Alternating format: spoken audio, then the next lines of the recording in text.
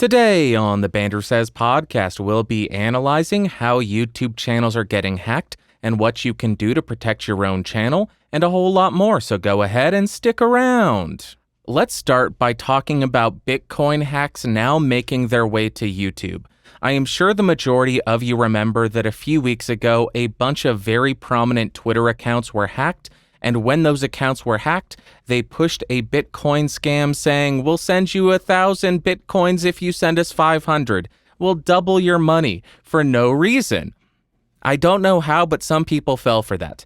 Well, now those hacks are making their way over to YouTube, and good old boy John Prosser, I don't remember his name, the owner and the host of Front Page Tech, their channel was hacked. The channel name was renamed to NASA, and they started live streaming a Bitcoin scam thing, saying, "Give us 1,000, we'll give you 2,000 in return." Went on for a few hours, at which point YouTube deleted their account. To this date, 3 days later, I believe, at the time of recording, the channel is still deleted. There is no Front Page Tech. If you search Front Page Tech, no channels come up. A bunch of videos talking about the hack come up, but that is the extent of it. When I saw this unfolding, my initial thought was a VPN or antivirus software sent an email to Front Page Tech saying, "We want to sponsor you for X dollars. Go ahead and download our app, and we will go ahead and sponsor you. Just make sure you test it out first to verify that it's something that you want to recommend to your audience." Then that app would spoof or duplicate the browser session on the computer and send that back to home base. And now they have a browser session that is already logged into the account, completely bypassing 2FA. According to John on Twitter, that is not what happened. In a tweet, John said, "What we know so far, whoever did it did a complete SIM swap to get through 2FA. We don't have access, all videos deleted, looking to get into contact with a YouTube rep to do a backup restore." And what does that mean? What is a SIM swap? It is social engineering. If you don't know what that is, somebody called up your cell phone provider, pretended to be you, and requested a replacement physical SIM card, or they requested that they activate a new phone on that phone number using a digital SIM card.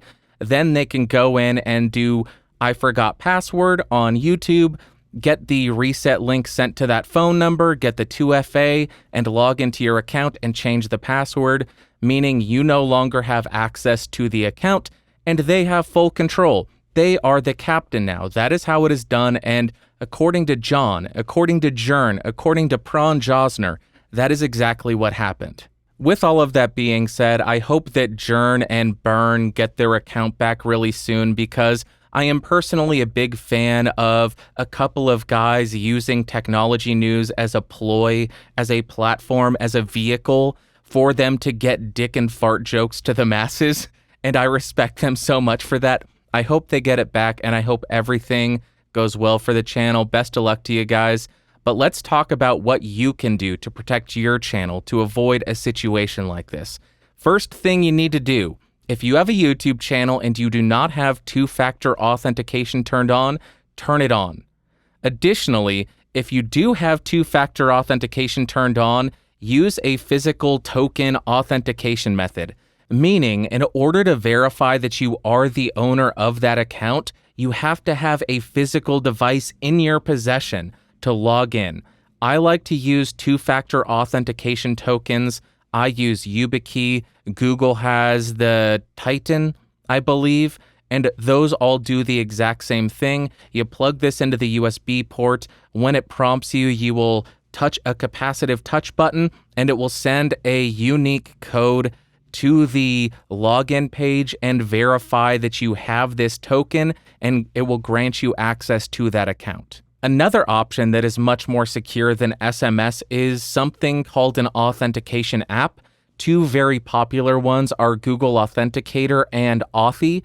What those will do is every 30 seconds, they will generate a new 6-digit OTP or one-time password. When you're logging in, it will say, log in and verify with an authenticator app. You will enter that 6-digit password, that OTP, and then it will grant you access. And a third option is now you're able to apparently use your phone as a two-factor authentication device. I have not done this. I have not set this up. I don't know how it works.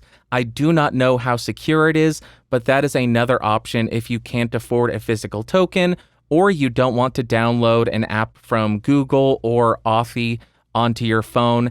And that is going to really help secure your account. Something that is incredibly important to remember here is that your account security is only going to be as secure as the weakest link in your security chain.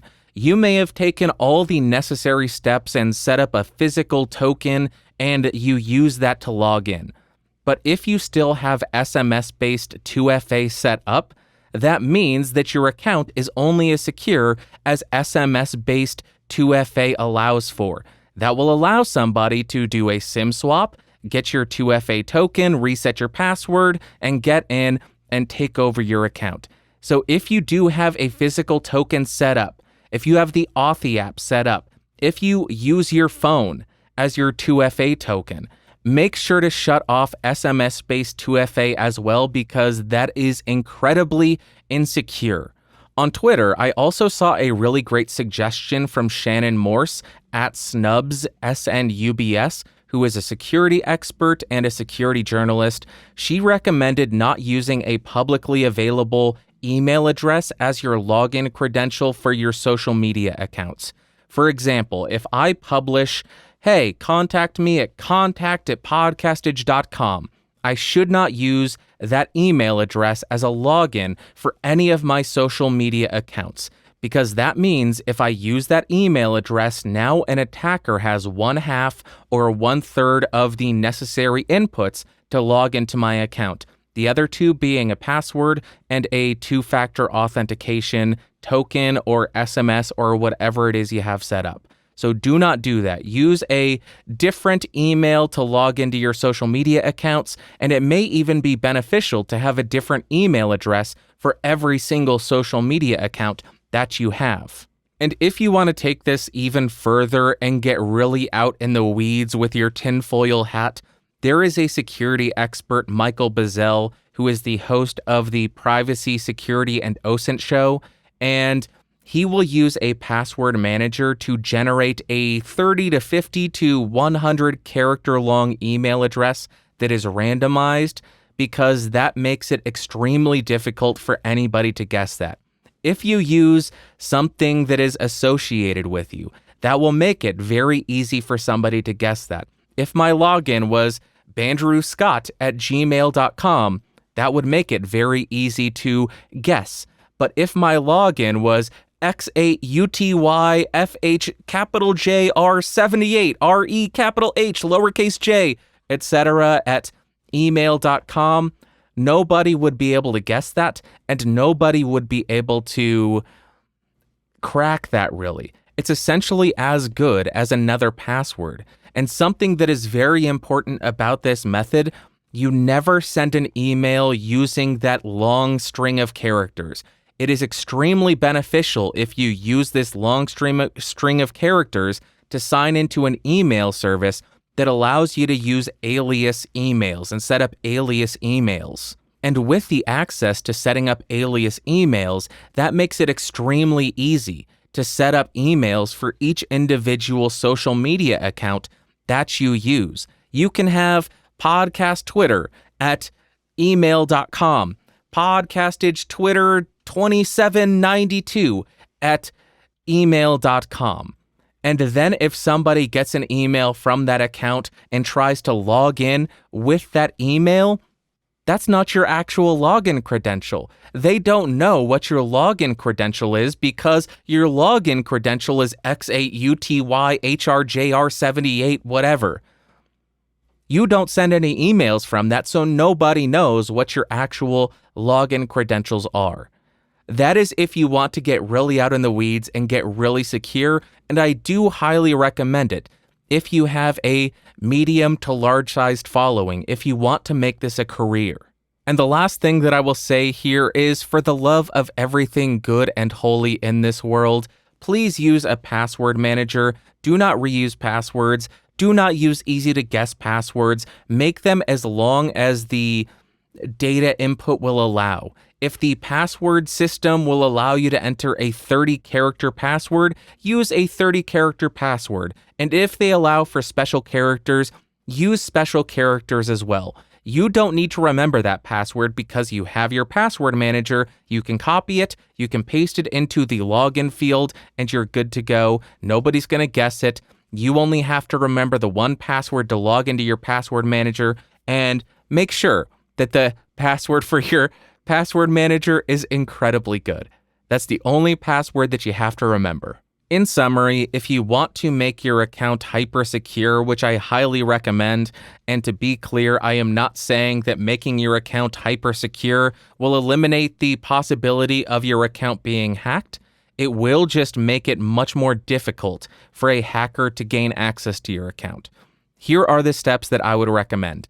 Step 1 is to get a password manager and make sure you use a very good password to log into that account because it will store all of your passwords. Do not reuse a password from something that may have been hacked in the past.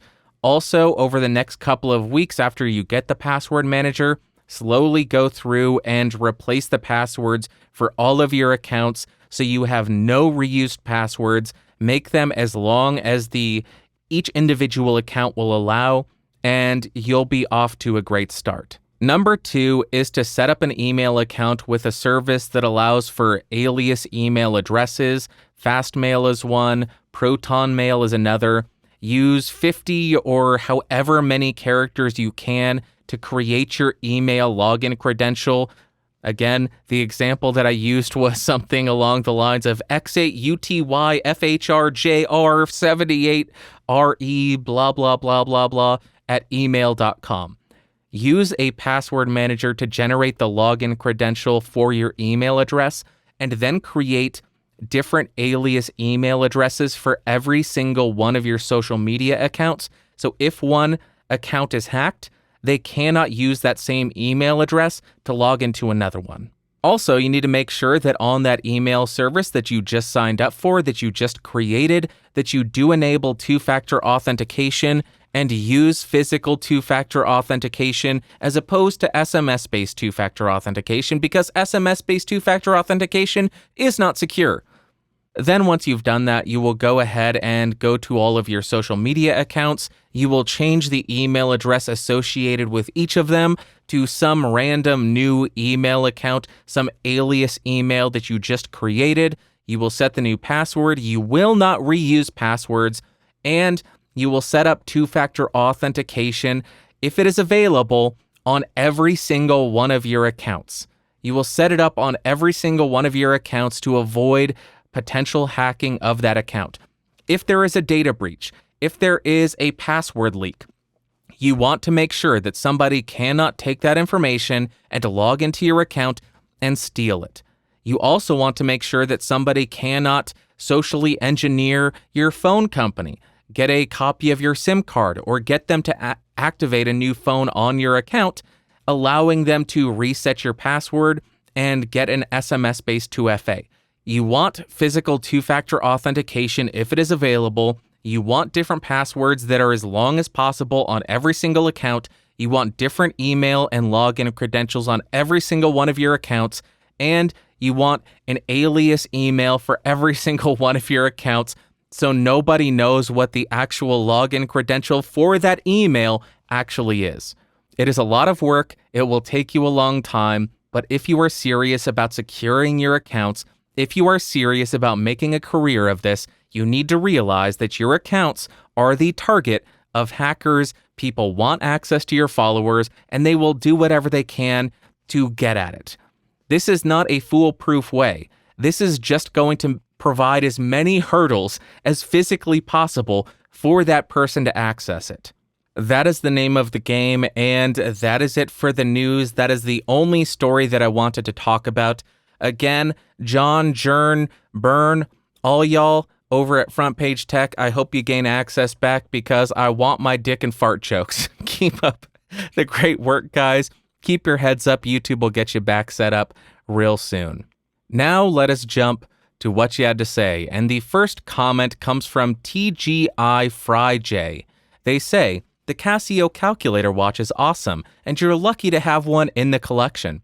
As a watch collector myself, I can relate to the romanticism of a mechanical timepiece. The level of detail in some is mind-blowing.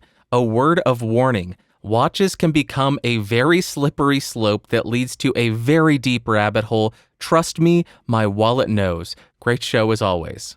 Jay, thank you very much for the comment, as well as the warning. That is a very fair warning that I need to heed. I think I am done purchasing watches for a while. There is one watch that I bought knowing that there was a very long lead time and it would not get here until I hit 200,000 subscribers, and that is a watch from Weiss Watch Company.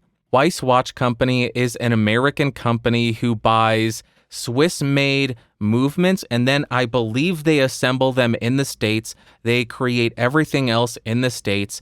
And it is not a cheap watch, but it is not one of those watches that costs 10 grand. It is something that I think will be nice to have as commemoration for hitting 200,000 subscribers on Podcastage. And I am sincerely and severely hoping that this type of watch will last me the rest of my life. And it is just a beautiful, beautiful field watch timepiece, and it's mechanical, and I love it. I cannot wait to get my hands on it in probably another 8 weeks, another 2 months, because it is a long lead time for them to get the movements and build everything by hand in California. I couldn't resist when I saw the beauty of the timepiece and the fact that it is assembled and made in America. That's the watch that I got. That's the last watch I'll buy for a long time, I am guessing. And I know those are famous last words. Yeah, just one more microphone, I swear. Yeah, that's what they all say. Thank you very much for the warning, Jay. I appreciate you. Next, we got a comment from Brian Miller, author, speaker, magician, and he says, your comment about having one thing that reminds you of simpler times is why I got into vinyl records. I did an episode of my podcast about the fact that vinyl requires intention in a way that digital does not, and I yearn to bring back that same intention back to human connection at large. Love your show. Brian, that is an excellent, excellent goal, and that is something that I also love about vinyl. I have a whole shelf of vinyl because it does require intention. You cannot just throw on shuffle and say, oh, I don't like that song next. I don't like that song next, until you find something that you enjoy. You have to have the thought. You have to decide, I want to listen to this. You have to sort through the records, find the record, put it on the turntable, turn on the power amp, get the turntable running, and then you enjoy it. And it forces you to appreciate the process and the music a little bit more because it becomes this ritual. I am going to lower the needle onto the record. I am going to sit in this chair, which is the perfect position for these speakers. I have found the sweet spot for these speakers. And it does create much more intention. And I love that you are applying that same mindset to human interaction, showing intention. With every conversation that you have, with everybody that you meet, that is not going to be easy, but I respect the heck out of you for trying to bring that same approach to human interaction as opposed to just appreciation for vinyl or appreciation for simpler times like mechanical timepieces. Brian, thank you very much for sharing that. I appreciate you. Best of luck on that. Let us know how it goes. Would love to hear more about that. Next, we have a comment from Chauncey. They say, how messed up would it be if Patreon said screw it, backed out, and these few ruined it for everyone? Sad. Chauncey, I agree with you completely that it would suck if Patreon went out of business because Patreon provides a very useful service for a lot of creators. They allow a creator's audience to directly fund them, to provide compensation for the value that they get out of whatever creative endeavor that person is creating. That is amazing. That is an amazing tool for creators and audience members alike to have access to. With all of that being said, though, here is the issue as I see it. Patreon drew people in, and those folks who signed up as creators on Patreon agreed to the terms of service that were required to use the platform. Those people then in turn promoted Patreon to their entire audiences, growing a lot of money on Patreon and getting other creators to sign up for it, and then Patreon banned them. And I cannot speak on every single case, every single person that has been banned. I'm only really able to speak on Sargon of Akkad because I was able to do a little bit of research on him. And based on what I was able to find, I wasn't able to find the clips. It has been scrubbed from the internet, which is very unfortunate because in instances like this, I think it's very important to have access to the footage. I want the receipts. I want to see what he did, what he said in context to see the justification for him being banned. But based on what I read, it seems as though he did abide by the TOS of Patreon.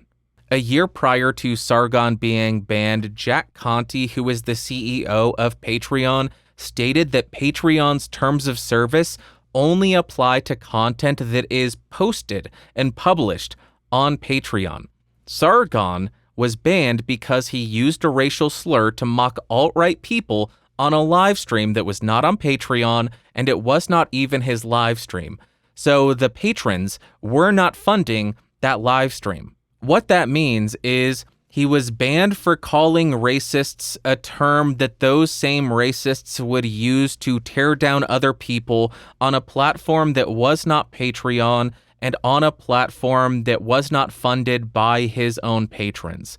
Now, to be completely clear, I am not defending his use of a racial slur. I am simply pointing out that based on the terms of service at that time, it does not seem as though he was in violation of them. Therefore, it raises questions for me on that banning. Do these creators have an actual case in terms of going to arbitration and suing Patreon? I have no idea. I am not a lawyer. So I cannot speak on if they have an actual case. Did Patreon shoot themselves in the foot with their old terms of service, saying that we can't take this to court? There cannot be a class action lawsuit. We have to deal with it in arbitration, and California law stating that the arbitration costs have to be paid up front? Yes, they shot themselves in the foot. That is undeniable, and because of that, there is this opening for people who were banned to go into arbitration. Not saying it's a good thing, not saying it's a bad thing. I am simply saying it's something that creators ought to be aware of, because if it goes bad for Patreon, that could be bad for creators. Prepare for the worst. Get other accounts set up. Maybe start promoting them if you think that Patreon is going to go under. That's my take on it. And again, I want to make it abundantly clear, I am not defending Sargon's use of a racial slur. I think that is a very crappy thing to do, even if you are using it to insult the alt-right, who are complete and utter scum. Thank you very much for the comment, Chauncey. I hope that was a sufficient answer. Next, we got a comment from Thomas Lloyd, and he says, and yet again, the phrase go woke, go broke is oh so apropos in this situation with Patreon. Patreon just needs to focus on the money and quit being so wokely, biasedly judgmental. That's why I don't and won't ever use Patreon. Thomas, that is a perfectly fair reason for you to not use Patreon if you think that they are abusing the power that they have. I think that's a perfectly justified reason.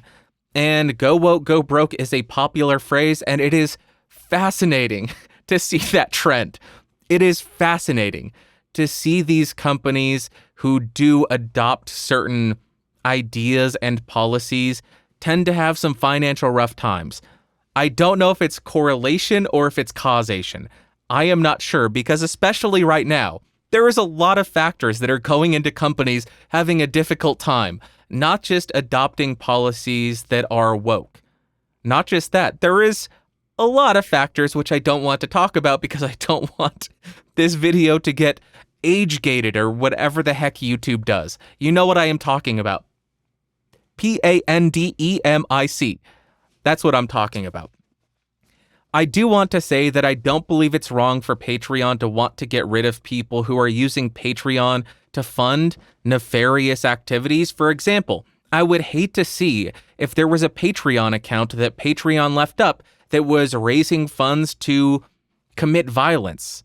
I would hate to see that, which is why I don't think it's inherently wrong for Patreon to want to sever ties with people who are funding nefarious activity.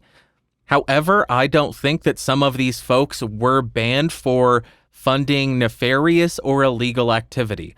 I think that Patreon has very selective enforcement of their terms of service, and they're willing to get a little loose with their justification for banning people, and I think that is where the real issue lies.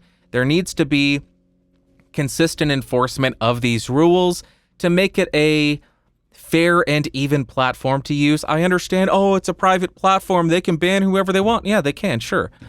Sure they can. And under those same rules, people can sue them or take them to arbitration. That's how it works. Sucks that it's come to this? Absolutely. But that's the way it works. I'm going to get hate for this one. Let's jump to the next comment. Oh my God. Next comment comes from Metal571. He says, I think it's interesting that most audio-related reviewers on YouTube, including myself, are not audio engineers by any means. We are super nerdy and have been playing with audio-related stuff for most of our life, I think, though. Metal571, the absolute mad lad, the headphone guru that I used to go and visit whenever I was researching headphones, he is retired. I tip my beanie to you, good sir. Maybe one day we will be graced with another video from your genius. I love you, Metal. You're a great dude. Thank you for the comment, and I do agree with this observation completely. And I think there is a very specific reason for this. Audio engineers, that is their day job. They spend 8 to 12 to 16 hours a day sitting in front of a console, recording bands, dealing with crap, doing microphone selection, setting up microphones, listening on headphones, listening on speakers, testing out different gear, finding out what's the best. Then when they get done with work, they want to go home and relax, and most likely have zero desire to talk about audio in the slightest. They want to have an escape from their day job, and audio is their day job. Conversely, audio is our escape from our day jobs. I don't want to come home after 8 to 10 hours of typing numbers into Excel and then make videos talking about putting numbers into Excel for free. That is what I get paid for at my day job. I don't want to then do it for 4 additional hours every night for no money, for free, just because I think it's fun. I would want to be compensated for that, and that's why I wouldn't do it. I imagine it's the exact same thing with audio engineers. For us, when we come home from typing numbers into Excel or typing crazy code that makes no sense, audio is our escape. We get to focus all of our energy on audio because that's not what we do for 8 to 10 hours a day. We get to talk about headphones and microphones and different microphone placement techniques and different rooms and different audio treatment and different preamps and audio interfaces. And it's so exciting and fun because it is so incredibly different than what we do during the day. I don't think that putting a microphone in front of a guitar amp and playing the guitar could be any different than typing 666 into an Excel spreadsheet. I don't think it could be any different than doing some product on this pivot table. I don't think it could be any different, and I think that is why we don't see more audio engineers doing audio-related content. But with that being said, I think that's why channels like Produce Like a Pro are so amazing. Warren Hewart is not only one of the nicest people on YouTube, right next to Curtis Judd, nice guy Curtis and nice guy Warren. I hope you're doing marvelously well. Terrible British accent. He does have a British accent, which is always great to hear. I love hearing a British accent, especially when somebody is speaking intelligently about a topic. Automatically gives them little bit more gravitas to whatever it is they're saying. But he is a professional audio engineer. He has some amazing credits for, what is it? Aerosmith. I almost forgot who Aerosmith was. He has credits for Aerosmith, Mario Smith, and he is making videos on YouTube sharing that information with everybody, sharing his knowledge with everybody, and that is incredible that he does it 8 to 12 hours a day. Then he flips on the camera and starts recording more audio stuff. Or maybe he works in videos into his daily schedule. I don't know exactly how he does it, but he does it. And that is what is amazing. And that's why I love Warren Hewart so gosh darn much. What an amazing gent. And he always asks us how we are doing. Nobody ever asks how Warren is doing. Warren, if you see this, how are you doing? I hope you are doing marvelously well. That is it for what you had to say. Thank you for the comment medal. Let's jump to my favorite part of the show, the Ask Bandrew segment.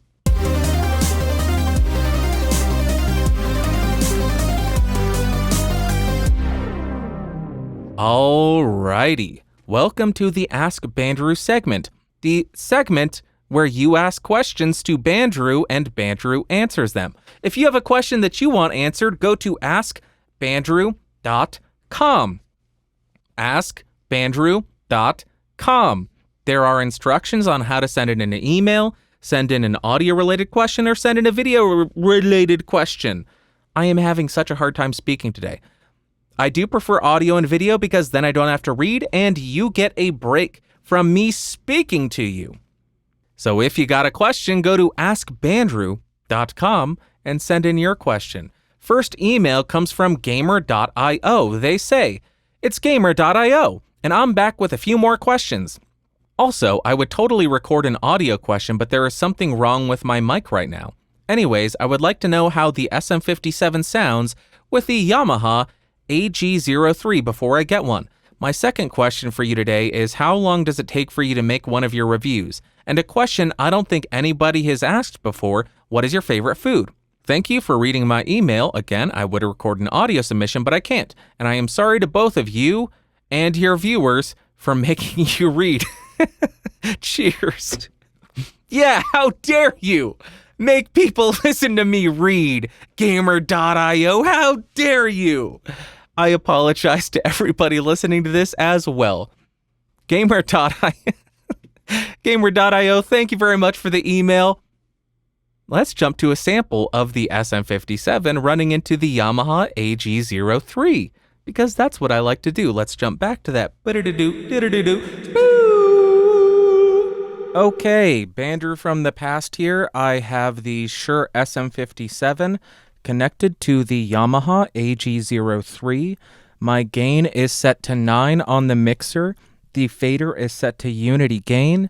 And on my meters, I am hitting between -12 and -9 dB. There are no effects turned on. Hey, no effects, good band. Pump up the volume, check it out. But this is how the audio sounds. I will be quiet so you can hear the noise floor.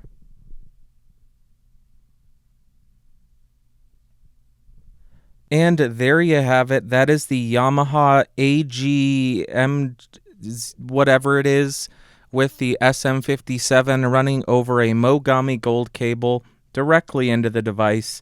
Unity gain, or unity on the fader. Gain set to 9 on the gain dial. No effects. There you go. Hope that helped out. Let's jump to the other questions that you had. There you go. That is how the SM57 sounds like through that mixer. As far as how long it takes me to make a review, it ranges from 6 to 8 hours normally, but for more complex videos like the broadcast dynamic microphone shootout, that one took maybe 24 hours if I remember correctly. It took 3 days of filming, a day of editing, 24, maybe 30 hours on that. The Rodecaster Pro review, the Go XLR review, those were also very in-depth and took a really long time, 20 plus hours on those. For a basic microphone, 6 to 8 hours normally for a 10-minute video. Doesn't seem very efficient, does it? Favorite food? Pizza, probably. I won't shut the hell up about pizza. I will say that by default.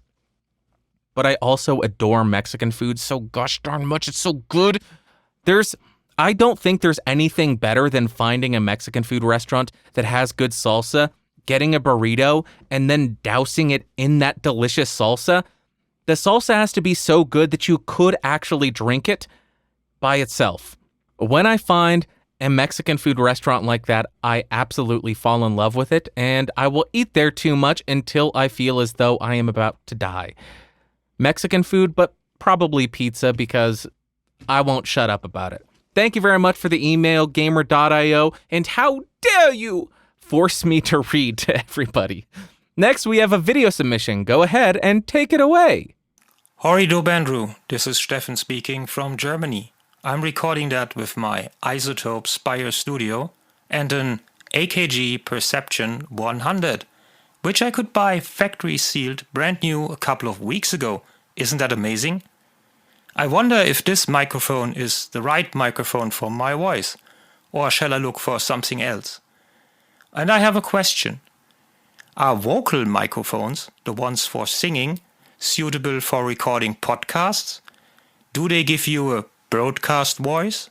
Or do you have any other recommendation of microphones I could use matching my voice? I like your show. It's great. Keep up like that. Thank you. Thank you very much for the voice submission and video submission, Stefan. I appreciate ya. First question, is the Perception 100 right for you? I think the Perception 100 is perfectly fine for your voice. It's got a bit too much top end for my taste, but that is my taste. I like darker, I like smoother microphones. That one sounds quite bright. You are the one who has to ultimately be pleased with the sound that you're getting, as long as the audio that you're recording is not painful for your audience, and as long as the content is good, people will listen to you, and people will forgive a little bit of room noise, a little bit of too much top end. If I may offer one suggestion, if you have a de-esser, throw it on that sucker, tame some of those higher frequencies, bring those down a little bit, because to my ears, even on the HD650, a little bit much, but not terrible by any stretch of the imagination. Then you ask the question, can you use studio singing microphones to record a podcast? Absolutely you can.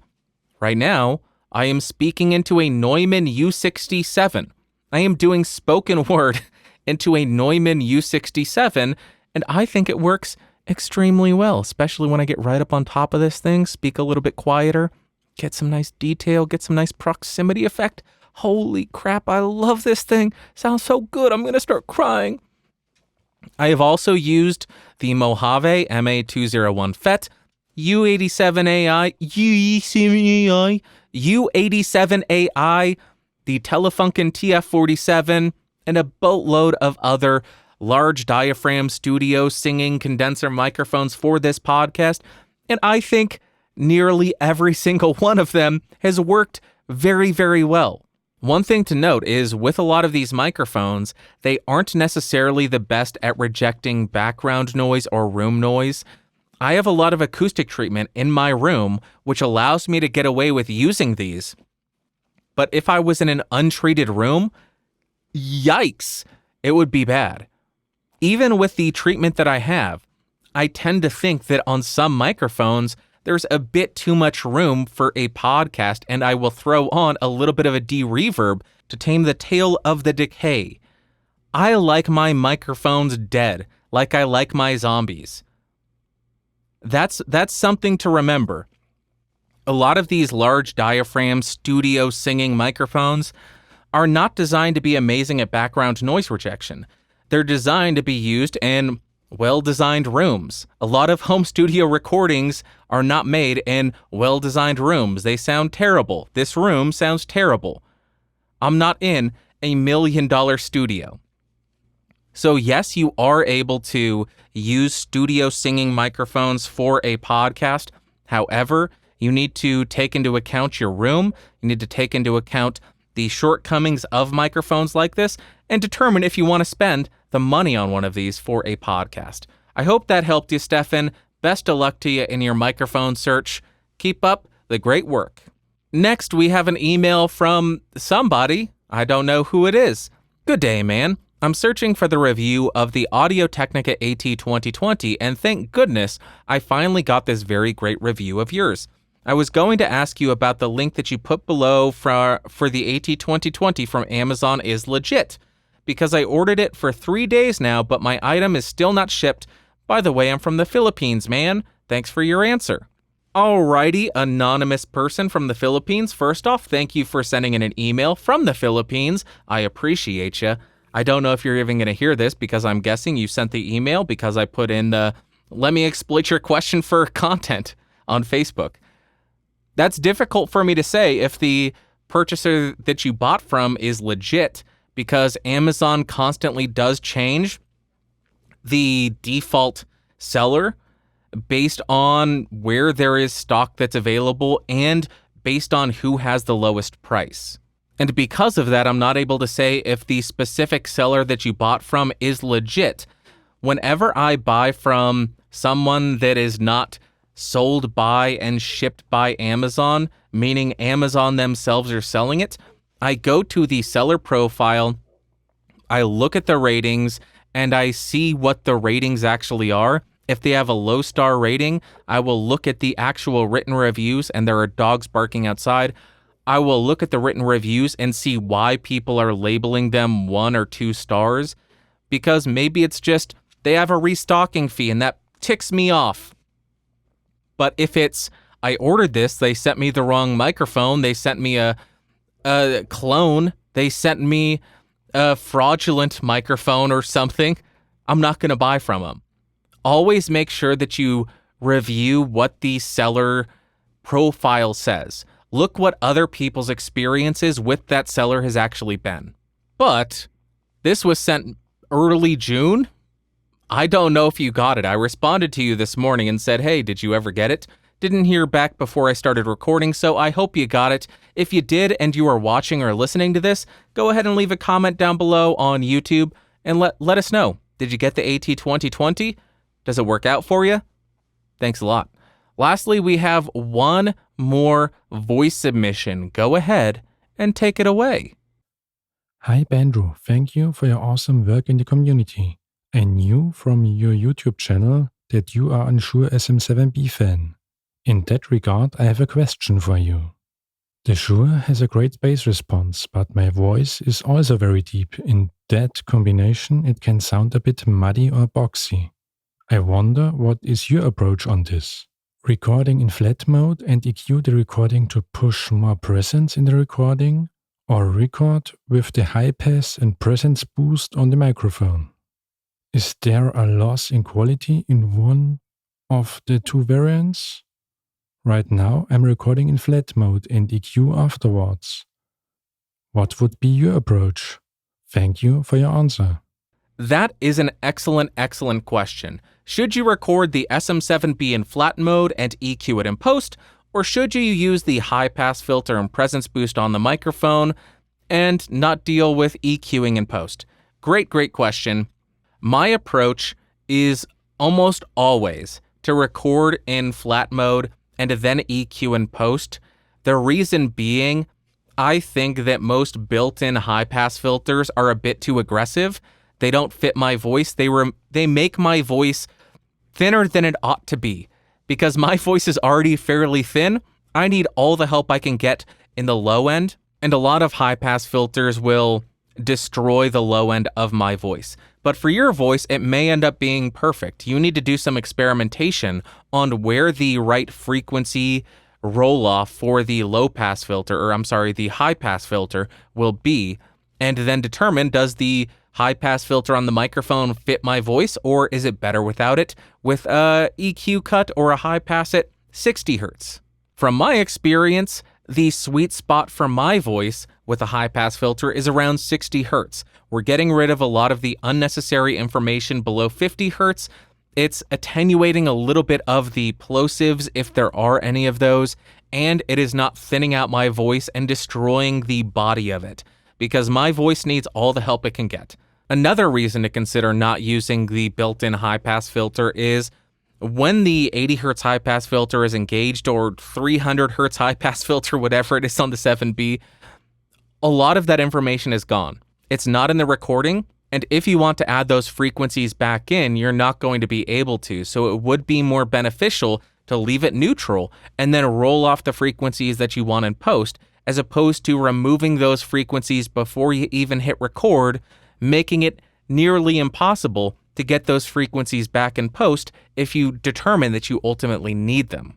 But if you are live streaming and you aren't running through a system that allows you to add real-time EQ and real-time processing, you may determine that the high-pass filter and the presence boost is the best course of action for you, because it does demuddy your recording and it adds a little bit of presence to your voice to make it clearer.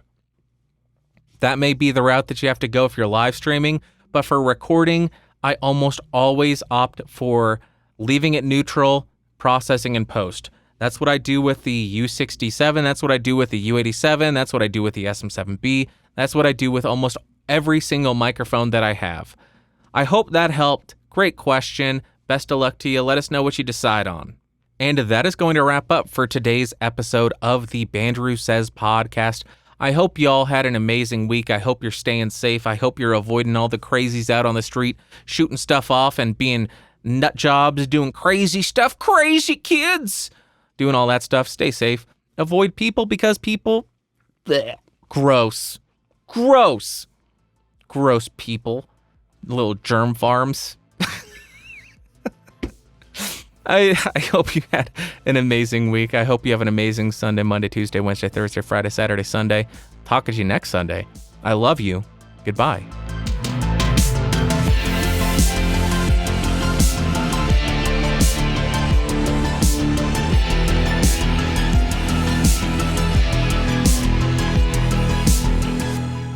This has been a Geeks Rising production. Your executive producer is Bandrew Scott. For more information, head over to www.geeksrising.com.